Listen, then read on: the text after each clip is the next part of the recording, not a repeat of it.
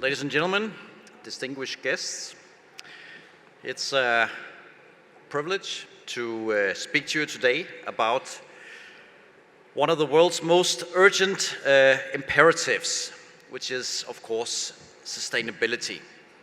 So in an age of climate emergency, resource constraints and environmental degradation, I think we all seek models that show what is possible. I think India has already come very, very far in showing not just what is possible, but also how to scale up some of the solutions we need. Denmark, my country, is perhaps another model, and I will try to discuss with you today both Denmark's performance when it comes to sustainability, but also examine some of the concrete policies and practices that make Danish sustainability noteworthy, and explore how these experiences are relevant for India and also how we cooperate on them. So if you look at the Climate Change Performance Index from this year, the CCPI index, Denmark is ranked as number 4. However, we are still on top of the index because the first 3 slots are left vacant because the organization behind the index feels that nobody's perfect. So I think that's a nice little gimmick. But we do top the index, and part of the reason is our commitment to reduce our greenhouse gas emissions by 70% before 2030. But also what we've done in many other areas of sustainability. If you look at greenhouse gas emissions, we were among the first countries to introduce a CO2 tax on livestock emissions, so basically addressing emissions coming from the agricultural sector. Strong push to use manure and organic waste for biogas. Denmark has also committed to converting 10% of farmland into forest or natural habitats over the next 2 decades, planting almost 1 billion new trees.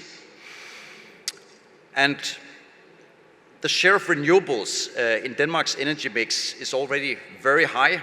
More than 70% of our electricity comes now from wind, and it's increasing every year, and we expect that by 2030 the entire electricity system in Denmark will be completely decarbonized. Denmark is also has strong innovation within wind technology and in integrating, for example, agriculture with energy production, basically using getting bioenergy from agricultural waste. But I think what I want to spend a little time on now is to discuss or outline how Denmark has achieved these outcomes, and also discuss which of these lessons are actually transferable. The first sort of lesson I think we have drawn in Denmark is that you need a strong legal and regulatory framework to succeed. Denmark has been operating with binding climate acts and emission targets for a long time.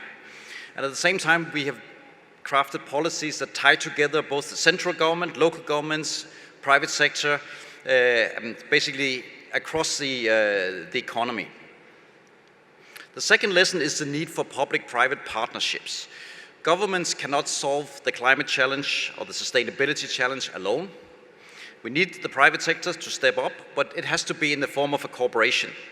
So years back, the Danish government established a number of climate partnerships across sectors, where industry sat down with government and explained where are the technology, what is feasible, what kind of regulation do we need as private businesses to unlock this potential of clean technologies, and how can we work together. And that has actually been extremely efficient in generating change in Denmark.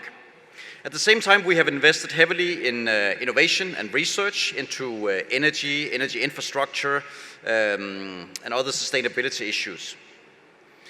But there's no way you can achieve change without sticks and carrots when it comes to policy. You need fiscal instruments and incentives. So we have been subsidizing, for example, renewable energy for a number of years until they were able to compete on market terms with fossil fuels. So that's the carrot part of it, but you also need the stick part of it. If you don't put a price on carbon and tax pollution, it's very hard to create change. But neither of those two can stand on its own. You need the combination. Another important matter is long-term planning and consistency. Denmark has set very long-term targets, designed policy instruments well ahead of time. Of course, we have to adapt as technology changes, policies change, but the long-term trajectory of our decarbonization has been clear for a long time. And there is basically uniform agreement in the Danish parliament that this is where we want to go. So if you have a new government, there might be small adjustments to the course, but ultimately no major policy flip-flops. And the benefit of that is that the industry know exactly what's going to happen in 5 years, and 10 years, and 15 years from now. And that gives them confidence to invest also in some of the technologies that they may fear is not fully, can be expensive in the short term, but will pay off in the longer term if policies stay the same and are consistent. Finally, public awareness and social acceptance helps. I think in Denmark there's strong public support for climate action. And that allows the governments also to adopt sometimes challenging policies. I think we saw a Danish election in 2019 that was largely decided on the basis of climate change as a key issue. And that has certainly created a lot of also public pressure on politicians to take the necessary decisions. So what's the relevance to India and other countries? Needless to say, Denmark is very different from India in size, demographics, development stage, resource base, and climatic challenges. Still, there are many lessons and relevant takeaways. And of course, India itself is a leader, so we can learn a lot also from India in terms of not least how to scale up some of the solutions and do it fast. And that's why Denmark and India back in 2020 established a Green Strategic Partnership where we work together on some of the key sustainability issues from energy to water, maritime affairs, agriculture, as well as science and technology. And I think one of the strengths of our partnership relates to what is perhaps the most fundamental question of all when it comes to the green transition, and that is how we balance growth and sustainability. I think in Denmark, over time, people no longer see climate and sustainability as anti-growth or as decarbonization as being the opposite of growth. On the contrary, we see it today as drivers of innovation, economic competitiveness, job creation, and I think that view is widely shared here in India. So as India develops in the years to come, further develops, your economy will keep growing. Of course, it should be done in a way that is sustainable. But the two things are not opposites. On the contrary, they can be mutually reinforcing if you craft the right policies. And I think that's something a view we share in Denmark. But of course, there are also some challenges. Certain aspects of the Danish model require probably careful adaptation. One thing has to do with the fiscal space available, but also the scale and heterogeneity of a country like India, vastly larger and more diverse. So policies have to be flexible and regionally adapted. But to conclude, Denmark is an example, I think, of what is possible with ambitious targets, policy coherence, innovation, stakeholder engagement, and long-term planning, and showing how that can yield high performance in emissions reductions, renewable energy adaptation, and environmental performance. But Denmark's path is not a blueprint that can be copied slavishly. It's a source of ideas, lessons, and inspiration. And that's why we partner with India. We are not teaching and preaching. On the contrary, we share some of our experiences. And we also take back India's very good experiences as a front runner, not least, for example, in the deployment of solar energy at scale and at speed. And for India and many other nations, the imperative is to craft sustainability strategies that are ambitious but also equitable, to leverage technology and to involve communities, to mobilize finance and not least to link climate action with public health, job creation, and social justice. And if India does that, it can not only contribute significantly to the global climate goals, but also improve the quality of life for millions, build resilient economies, and lead in the 21st century transition to a sustainable world.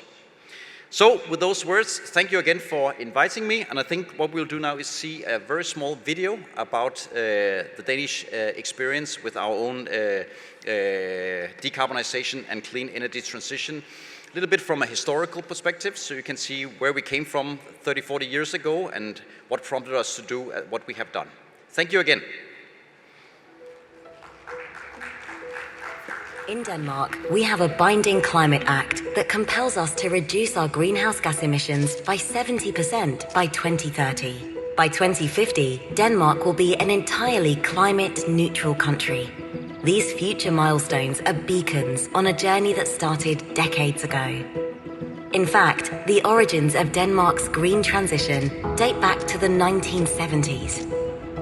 99% dependent on imported fossil fuels, the oil crises of the 70s forced us to develop a more diversified energy supply and introduce a range of energy-efficient measures.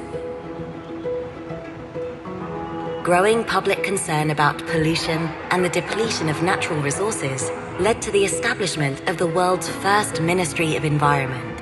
In the 1980s, oxygen-starved fish were found dead in the Kattegat Sea. Agricultural discharge into the waterways spurred Denmark to devise its first national water action plan with a focus on cleaner wastewater. Domestic energy production was increased via oil and gas extraction in the North Sea. State support for wind farms and green electricity production, combined with the country's resounding no to nuclear power, aided the expansion of wind power and the rollout of energy efficiency initiatives. Denmark made history by erecting the world's first offshore wind farm in 1991. New coal power plants were banned. We began liberalizing our energy sector and achieved self-sufficiency in energy production. The 90s also saw Denmark moving to reduce landfill by incinerating waste to provide district heating. The new millennium heralded growing awareness of the threat of climate change. Accordingly, the Danish Parliament set ambitious targets regarding green power generation and CO2 reductions. 2 new, large-scale offshore wind farms in the North Sea were commissioned, and we began trading electricity with our Nordic neighbours. Copenhagen's intense cloudburst in 2011, which flooded the city and affected critical infrastructure, causing considerable economic damage. This led to a requirement that all Danish municipalities devise climate adaptation plans. In 2012, Denmark declared its goal to become fossil-free by 2050. Later, we set the ambitious target of cutting emissions by 70% by 2030. But how will we achieve this? By maintaining a strong focus on energy efficiency and massively expanding renewable energy generation, by building energy islands connected to thousands of offshore wind turbines, by implementing a new comprehensive CO2 tax and decarbonizing our industries, including transportation and shipping via green fuels. We're on the way to realizing our vision of becoming a climate-neutral society, but we're not there yet. Let's share our learnings and accelerate each other's green transition. Thank you again.